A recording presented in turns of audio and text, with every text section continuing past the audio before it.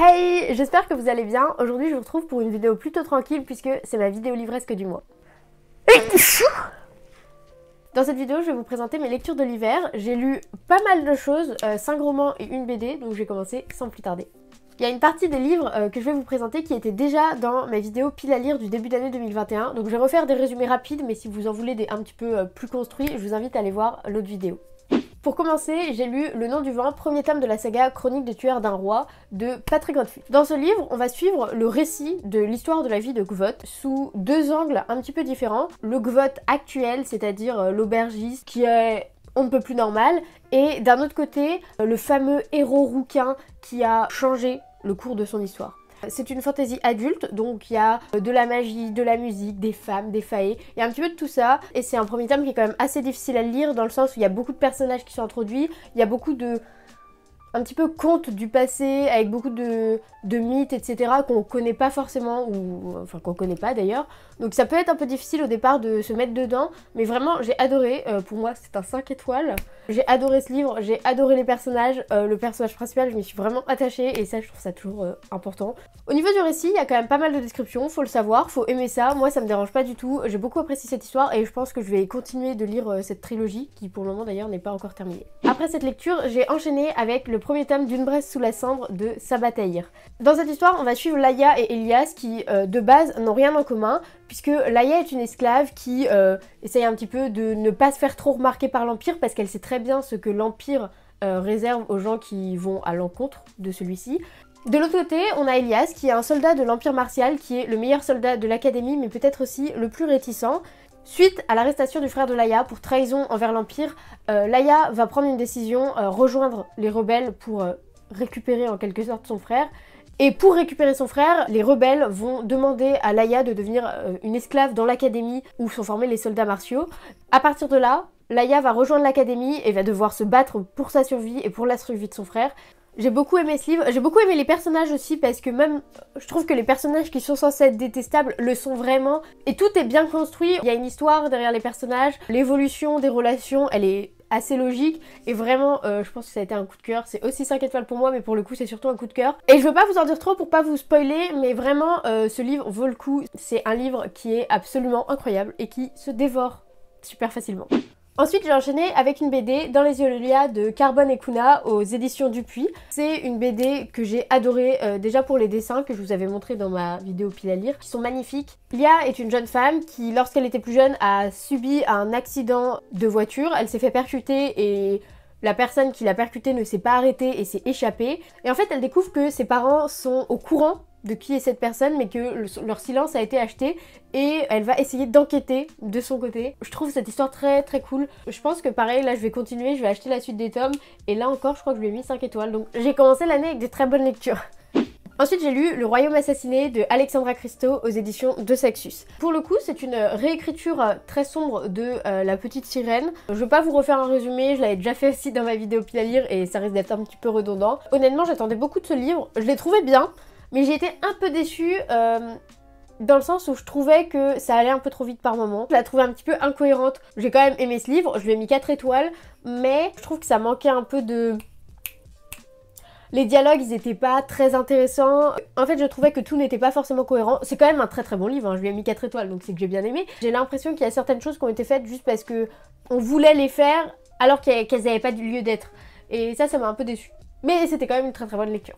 Et ensuite, j'ai enchaîné avec un autre coup de cœur, Red Rising de Pierce Brown aux éditions Hachette Roman. Alors, ce livre, j'ai mis du temps à le lire parce que c'était dans ma période où je déménageais, etc.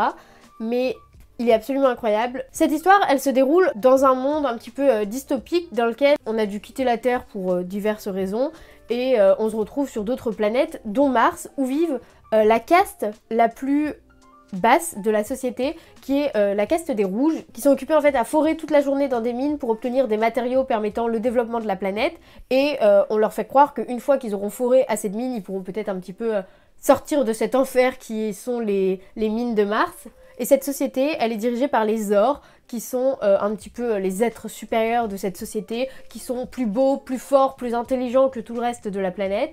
et qui sont aux commandes de toute la société.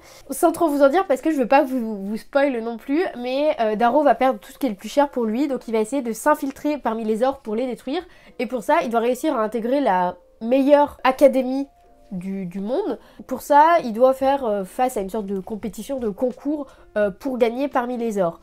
Ce qu'il va faire, et en fait, il va se retrouver dans un jeu un petit peu à la Hunger Games, avec beaucoup de stratégie, de coups bas, de meurtres, etc. Et vraiment, j'ai adoré. Alors déjà, le champ de bataille, les scènes de combat, elles sont absolument incroyables. Je suis pas une grande fan des scènes de combat à grande échelle en général. Et là, j'ai adoré. J'ai trouvé ça absolument incroyable. Les personnages, je trouve ils ont tous un truc. J'ai trop hâte de lire la suite. C'est un énorme coup de cœur. Et je regrette pas du tout de l'avoir acheté, celui-ci. Et enfin, le dernier livre que j'ai lu, et fini en une journée il y a 2 jours, c'est Le voleur de baisers de Ellie Chen aux éditions Hugo Poche. Pour le coup, ce livre, je l'ai acheté puisqu'il était dans ma wishlist depuis un moment. Je savais pas trop ce que c'était l'histoire. Je savais qu'il y avait un Enemies to Lover, et je pensais qu'il y avait une histoire de royauté et que c'était un peu de la fantaisie. Bon, j'avoue, j'étais pas du tout au courant. C'est pas du tout de la fantaisie, il n'y a pas du tout de royauté.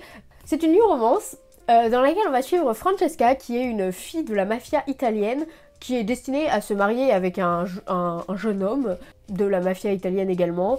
Ils sont tous les deux amoureux, tout doit bien se passer, ils sont faits pour être ensemble.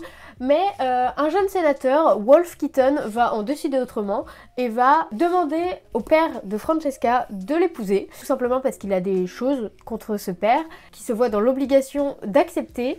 Elle qui avait déjà planifié entièrement tout son avenir, elle se retrouve obligée d'épouser un homme qu'elle n'aime pas et qui ne l'aime pas non plus en retour. Elle voit tous ses projets évoluer et perdre un petit peu le peu de liberté qui lui restait dans sa vie. Et Wolf, il est bien content de tout ça parce qu'il pense avoir réussi sa vengeance auprès du père de Francesca.